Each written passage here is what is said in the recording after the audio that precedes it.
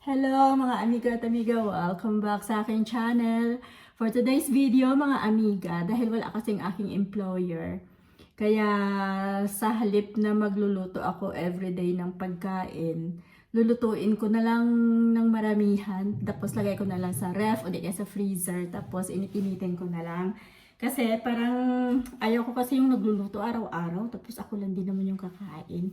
Ngayon talagang akong kakain mula Lunes hanggang Friday kasi wala nga sila, bakasyon sila. Nagbakasyon sila doon sa malayo, naiwan ako. Tapos naiwan sa akin yung dalawang pusa. Kaya ang gagawin ko ngayon, mag-aadobo ako. Tingnan ko kung magawa ako, tatlo ang aking lulutuin. Bale, magluluto ako ng chicken adobo na may konting pork. Tapos lemon ang aking iasim mga amiga para mas masarap siya. Mas saboroso kasi pag lemon ang iasim ko instead ng suka. Tapos gagawa din ako ng gazpacho. Ilalagay ko lang sa ref kasi minsan pag gabi, mas okay na yun na lang yung aking dinner. Tapos, gagawa din ako mamaya ng mushroom sauce para sa pasta. Pero titingnan ko mamaya kasi ngayon mga 6:30, magsi-7 na pala ng gabi. Kaya titingnan ko kung anong magawa ko. Basta ang adobo, sigurado lulutuin ko siya ngayon mga amiga. Kaya samahan niyo ako mga amiga. Lemon instead ng suka yung aking gagamitin. So, bali ito na mga amiga yung aking aadobohin. Bali, 4 lang na legs ito kasi may nilagay akong pork. Tsaka, isang kain ko, lang naman, isang legs, isang kain. Pero depende mamaya, depende sa gutom kasi minsan, syempre pag ganahan ka ng kain, sumusobra sa isang peraso lang yung makain mo. Lalo pag adobo mga amiga, di ba? Tapos, ayan pa yun. So, nilagyan ko na ng seasonings. Nilagyan ko ng toyo, tapos rosemary, thyme, tapos laurel, at saka salt and pepper.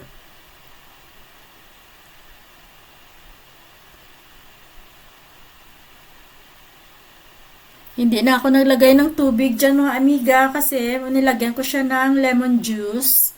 Tapos, 'di ba nagtutubig naman yung manok. Kaya ayaw ko na siya lagyan ng tubig. Hinugasan ko kasi yan kaya may kasama pa yung konting tubig siya. At saka yung aking kasi yung baboy, hindi naman siya ganun kakapal talaga kaya mabilis lang yan maluto. Kaya isinabay ko na nga sila eh.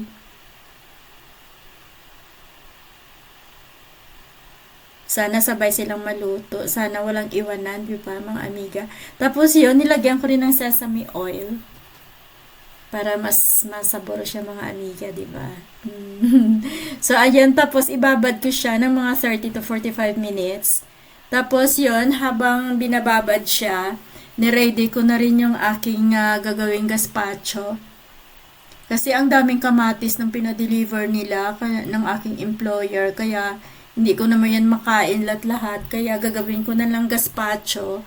Para yun, ilagay ko na lang sa ref. At kukuha-kuha na lang ako kapag gusto ko. At saka pag gabi kasi mga amiga, minsan pag gabi, pag tinatamad na ako, yan lang talaga yung aking pinaka-dinner. Tapos yun nga lang, pagdating ng mga hating gabi, pagdating ng hating gabi, ayun, medyo tumutunog yung tiyan ko, di walang magawa kundi bumangon at maghanap ng makain. Kaya wala rin ba, din siya, parang wala rin nangyari. So, ayan yung ginagawa ko mga amiga, bali ini-slice ko lang siya kung pwede pare-pareho sila. Tapos, ilagay ko sa Thermomix. Sabay-sabay na yan sila eh. May siya, may bawang. Isang pirasong bawang lang nilagay ko kasi pag marami, parang hilaw kasi yan eh. Hindi naman yan lulutuin kasi gazpacho, kaya ayaw ko ng maraming bawang. So, isang lang siya talaga, isang bawang lang nilagay ko. Tapos, yung kamatis ko dyan, mga yan eh, mga 700 grams yata yan.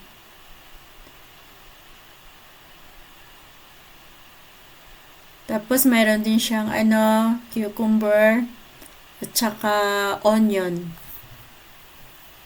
So, ganyan na siya kadami. Sabi mo, akala mo yung pag tinitingnan, ang daming-dami niya, pero pag na na yan, mamaya konti na lang. So, ayan na, niready ko na sa Thermomix. Lagyan ko siya ng asin, mga amiga. Siguro, konti lang muna para ma-adjust ko na lang siya mamaya. Lagyan ko ng asin. Tapos, olive oil. Oh, kita mo na yan.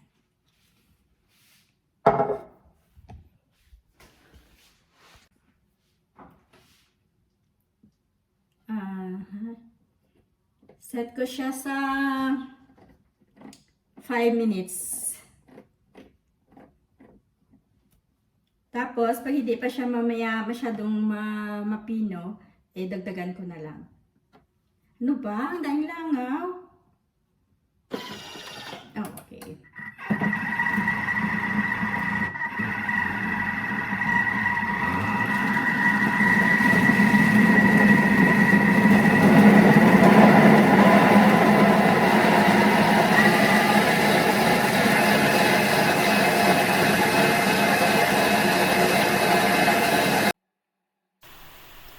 So, yung aking adobo, ready na siya.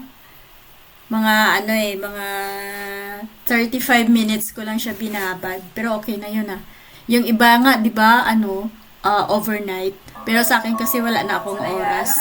So, ayan, tumunog na yung Thermomix ko. Ibig sabihin, tapos na yung 5 minutes. Kaya titingnan natin kung okay na siya. Kasi gusto ko nito mapino siya. Ayaw ko yung maraming yung mga may mga bilog-bilog pa ba. Kaya gusto ko mapino siya. Kaya eto, 5 minutes pala tamang-tama siya. Kasi tingnan nyo, napaka pino na siya. Itong gusto ko,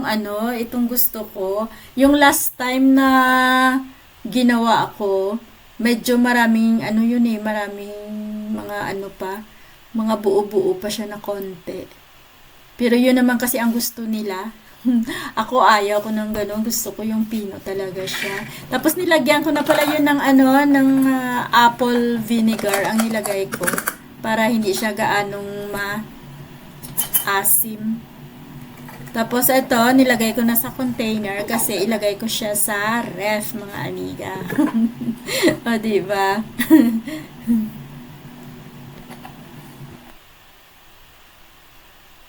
At saka yung aking adobo, sumabay din siya, medyo malapot-lapot na rin yung kanyang sauce. Gusto ko kasi yan, mga amiga, lagyan ko siya ng alam mo, hindi ako naglagay ng tubig, diba? Parang marami lang ang tubig, At saka gusto ko yan maraming sauce, mga amiga, kasi syempre ilang araw ko pa yan kakainin At saka masarap kasi ilagay sa kanin, mga amiga, diba? So, habang inaantay ko na maluto na talaga yung aking adobo, ayan, magsasaing naman ako kasi sa adobo, hindi pwedeng walang kanin, mga amiga, diba? Kaya, ayan, magsasaing ako sa Thermomix. So, bali, nilagyan ko lang na yung tubig na 1 liter. Tapos, yung aking bigas, 350 grams. Kasyang-kasya yan sa sa basket na yan na nilagay ko.